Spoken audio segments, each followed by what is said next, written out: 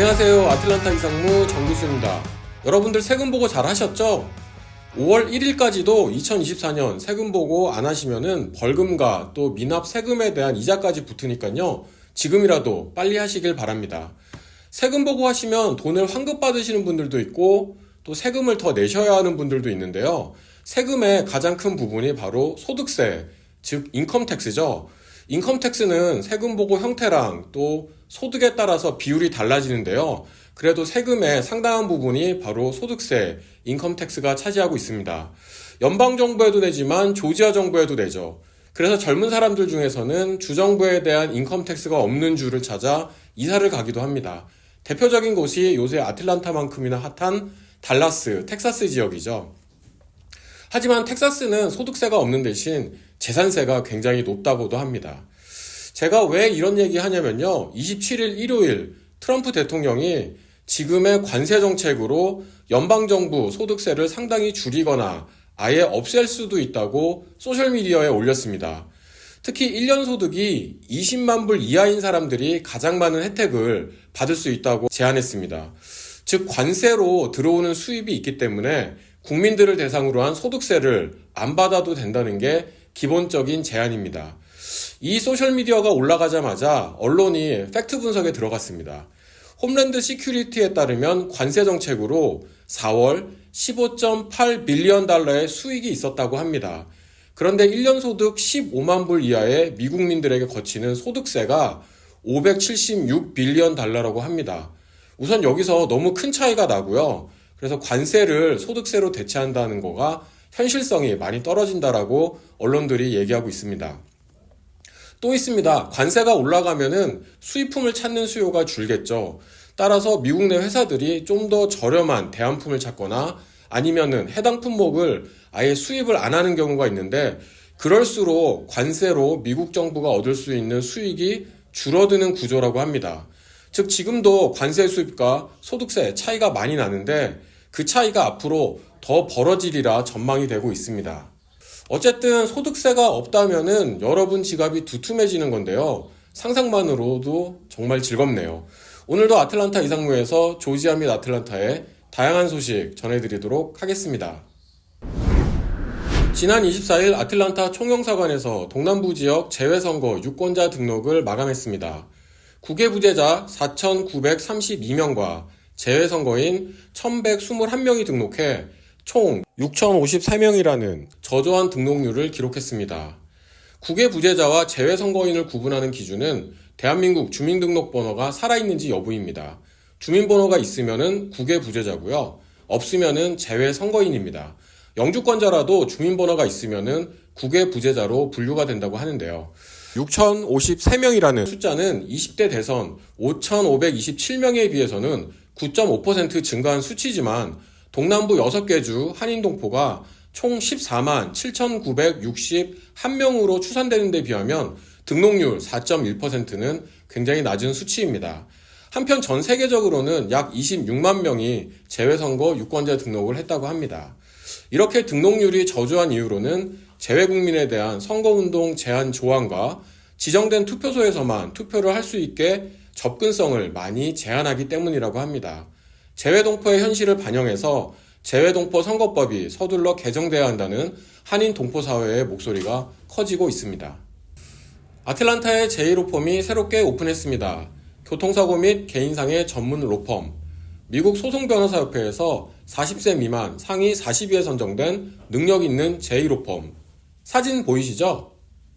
이렇게 경미한 데미지로 10만 불 승소하셨다는 게 믿기지 않습니다. 그것도 불과 4개월 만에 이겼다고 하는데요. 믿고 맡길 수 있는 제1로펌 470-549-7777 제1로펌. 아틀란타 건강 이상무 코너입니다. 건강을 잃으면 모든 것을 잃는다는 말도 있듯이 여러분들 건강 스스로 잘 챙기셔야 합니다.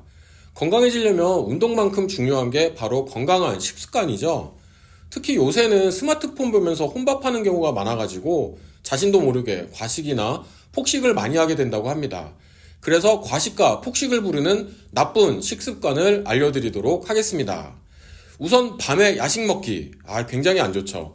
자기 직전에는 야식은 무조건 참아야만 합니다.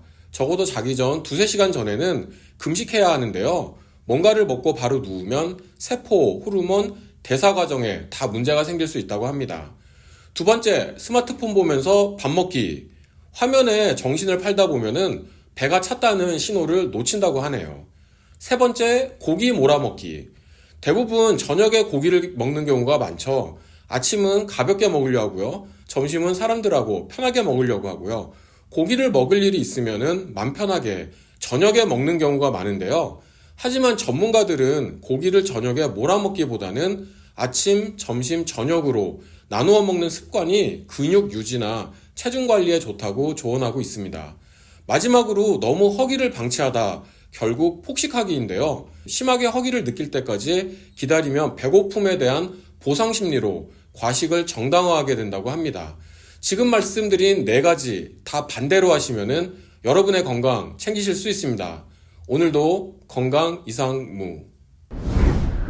케네서 경찰이 캅 카운티 북부 지역에 $100 위조 지폐가 유통되고 있다며 경고했습니다. 미국뿐만 아니라 전 세계적으로 가장 많이 유통되고 있는 돈이 바로 미국 $100 지폐라고 알려져 있습니다. 그래서 $100 위조 지폐도 굉장히 많다는데요.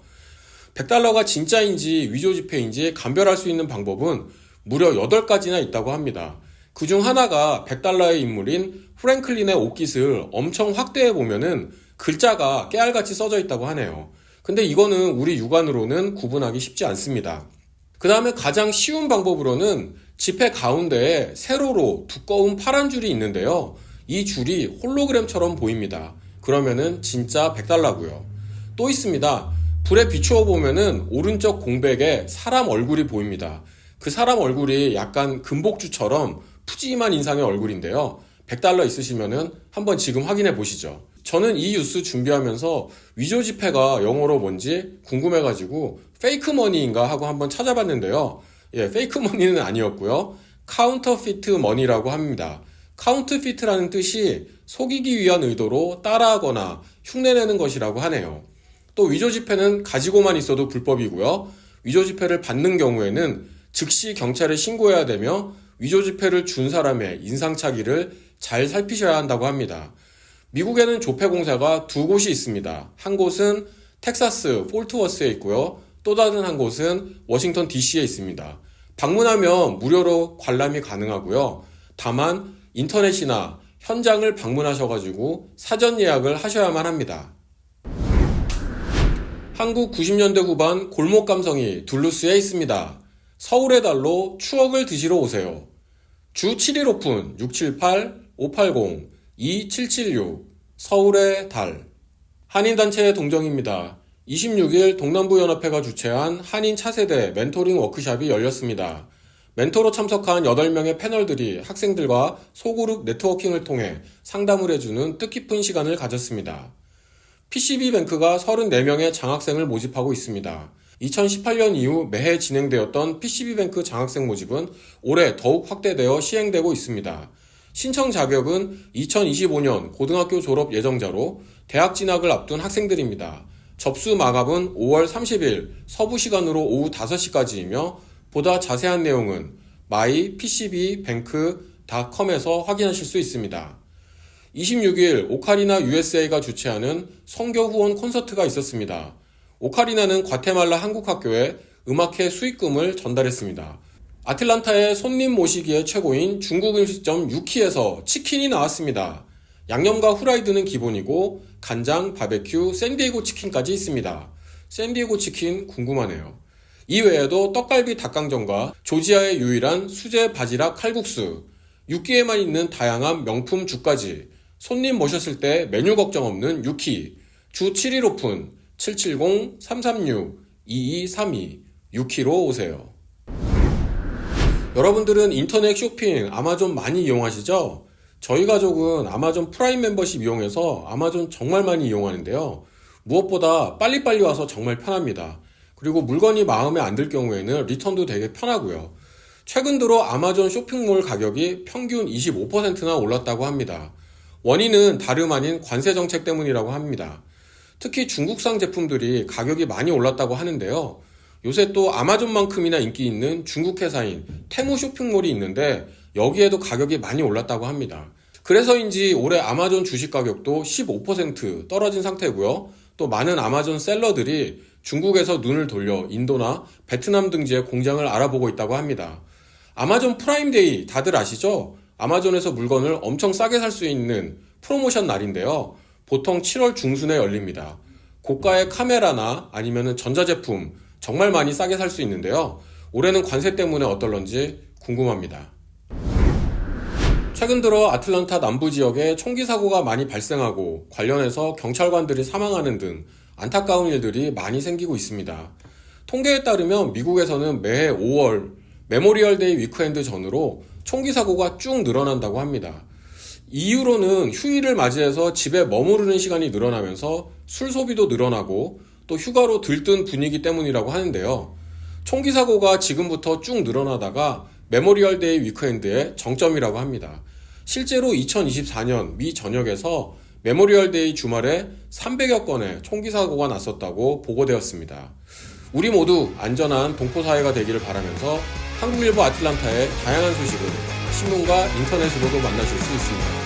오늘도 아틀란타 이상